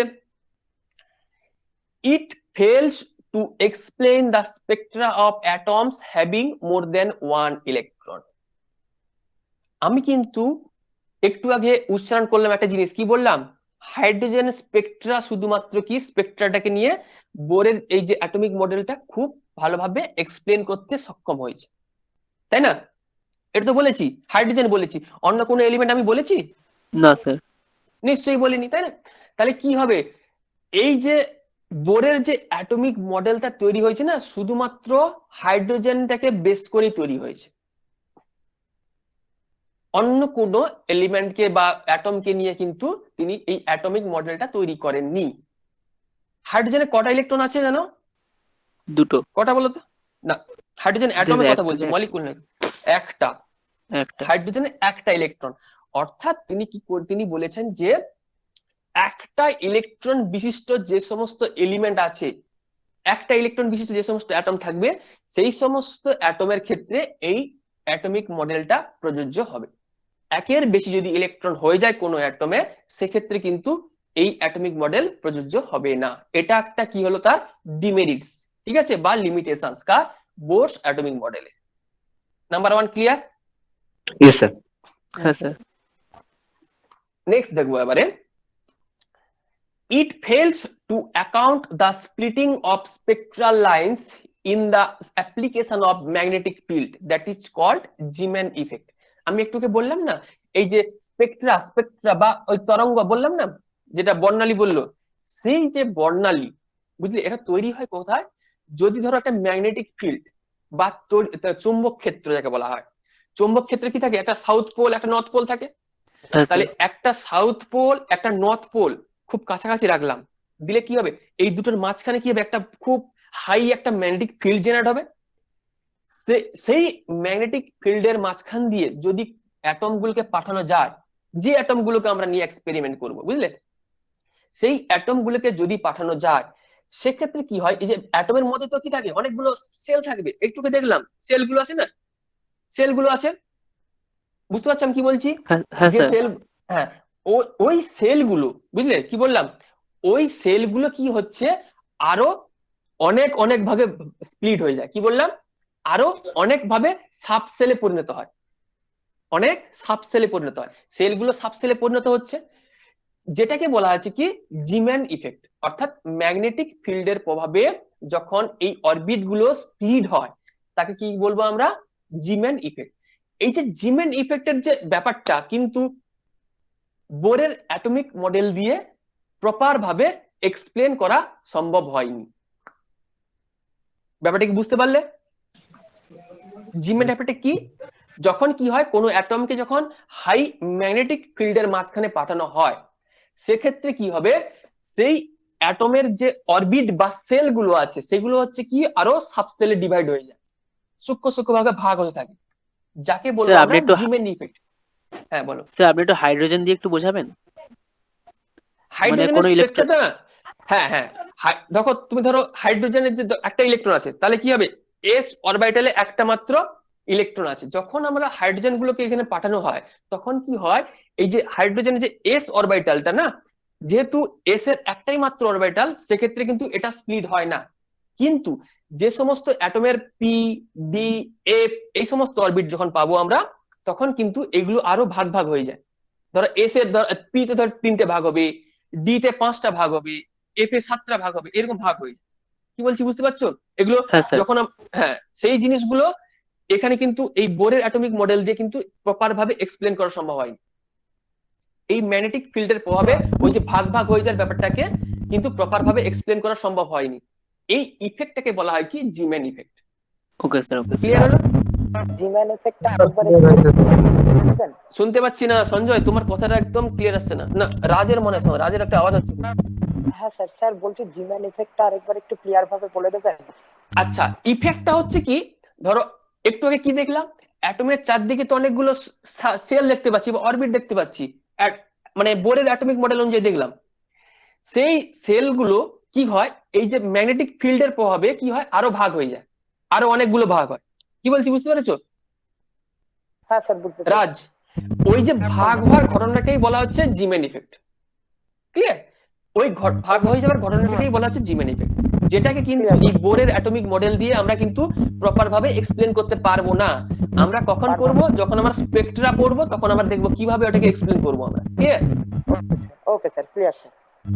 ওকে, নেক্সট দেখবো এবারে। ঠিক একই যে ইফেক্ট দেখলাম, তো এই একই ইফেক্ট যখন ম্যাগনেটিক ফিল্ডের জন্য করছি, তখন হচ্ছে জিমেন ইফেক্ট। কিন্তু যখন ইলেকট্রিক ফিল্ডের প্রভাবে করব, তখন একে বলবো কি স্টার্ক ইফেক্ট। অর্থাৎ দুটো ইলেকট্রিক ফিল্ড জেনারেট করছি দুপাশে, একটা পজিটিভ একটা negative field, highly electric field generate করলাম, তার মাঝখান দিয়ে যখন অ্যাটম গুলোকে পাস করাবো, সেই অ্যাটম গুলোর যে সেল গুলো বললাম একটু আগে, সেই সেল গুলো আরো ভাগে ভাগ হয়ে যায়। এই যে ভাগ হয়ে যাবার ঘটনাটাকে কি বলবো আমরা? Stark effect. যেটা ম্যাগনেটিক ফিল্ডের প্রভাবে হয়েছিল জিমেন ইফেক্ট, এখানে যদি ইলেকট্রিক ফিল্ডের প্রভাবে হয় সেটাকে বলবো কি আমরা? Stark effect. এই স্টার্ক ইফেক্টটাও কিন্তু আমাদের বোরের অ্যাটমিক মডেল দিয়ে প্রপার ভাবে এক্সপ্লেন করা সম্ভব হয়নি। ব্যাপারটা কি বুঝলে তোমরা?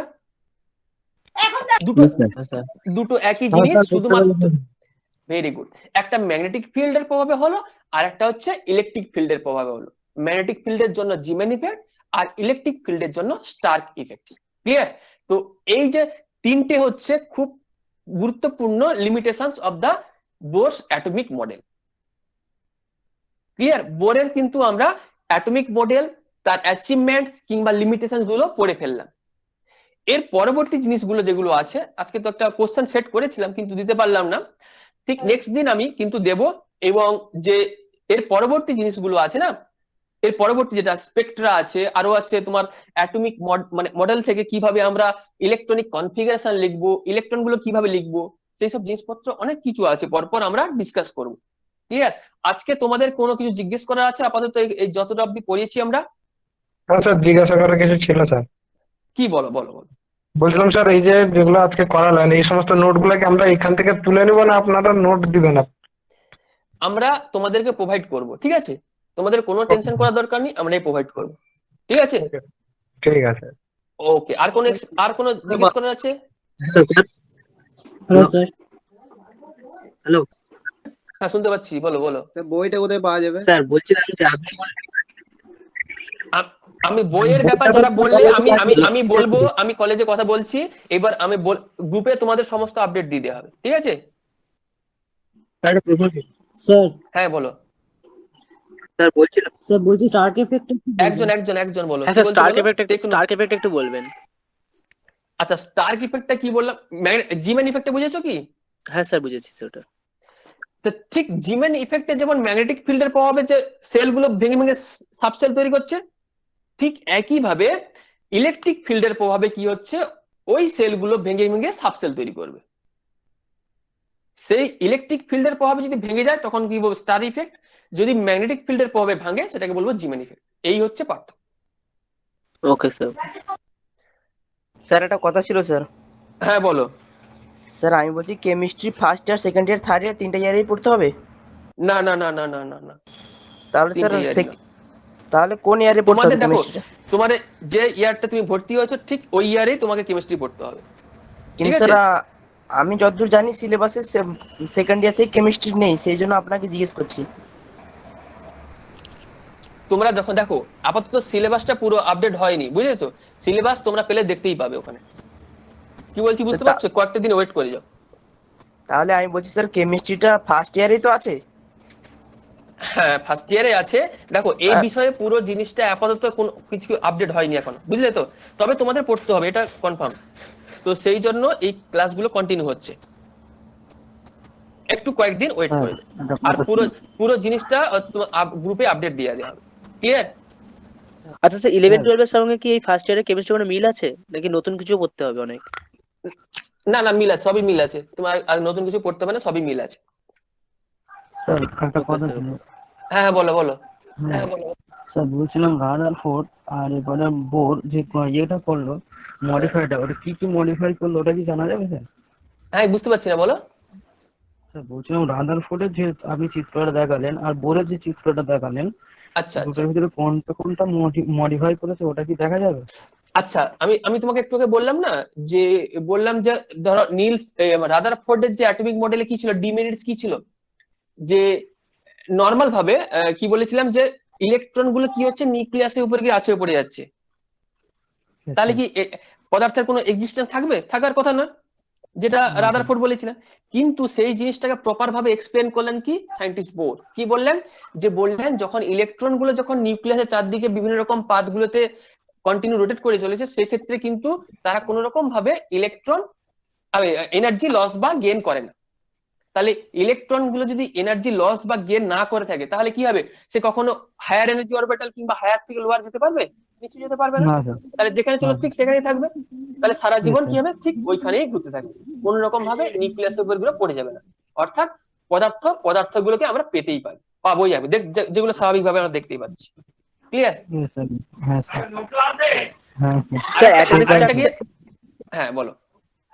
স্যার অ্যাটমিক স্ট্রাকচার ছাড়া আর কি কি মানে চ্যাপ্টার আছে যদি বলেন, আরো অনেক chapter আছে। একটু 11 হ্যাঁ, একটু আরো পড়ে রাখতে পারি।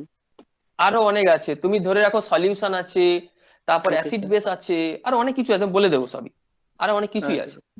Thank you. স্যার ঠিক আছে, বলো বলো। বলছিলাম তাহলে ওই যে লস আর গ্রেনের মেন পার্থক্য তো দুটোর মধ্যে? হ্যাঁ, লস আর গেনের মেন পার্থক্য এবং স্পেকট্রাল পার্থক্য আছে। স্পেকট্রাল যেটা হচ্ছে গিয়ে বললো না বর্ণালী পরীক্ষা, সেই বর্ণালী পরীক্ষা কিন্তু এর দিয়ে করতে পারবে না, মানে রাদারফোর্ডের যে অ্যাটমিক মডেল দিয়ে, তাহলে কন্টিনিউয়াস, হ্যাঁ না করা যাবে না। কারণ কি দেখো, একটা জিনিস বলে দিই, যে যেটা আমি আজকে বলিনি, পরের দিন বলবো বলেছিলাম, মানে বলেছিলাম বলতে যখন আমি হাইড্রোজেন স্পেকট্রাম পড়াবো তখনই বলার কথা। তো তোমাকে যে জিজ্ঞেস করছো আমি বলি একটু, যে যখন কি হচ্ছে এনার্জি লস করছে রাদারফোর্ডের অনুযায়ী, ইলেকট্রন গুলো কি করে, কন্টিনিউ তো এনার্জি ছেড়ে দিচ্ছে, ছেড়ে ছেড়ে ছেড়ে ছেড়ে কি হবে, নিউক্লিয়াস গিয়ে আছড়ে পড়লো। তাহলে কন্টিনিউয়াস এনার্জি ছাড়লে কি হবে, সেই এনার্জি গুলোকে যদি, তার যে ফ্রিকোয়েন্সি গুলোকে যদি আমরা একটা গ্রাফে প্লট করি, তাহলে কি হবে, কন্টিনিউয়াস স্পেকট্রাম পাওয়ার কথা। Yes, sir. কিন্তু হাইড্রোজেন স্পেকট্রাম কখনো কন্টিনিউয়াস স্পেকট্রাম দেয় না, ডিসকন্টিনিউয়াস স্পেকট্রাম বা লাইন স্পেকট্রাম দেয়। ঠিক আছে, তাহলে কি Yes, sir.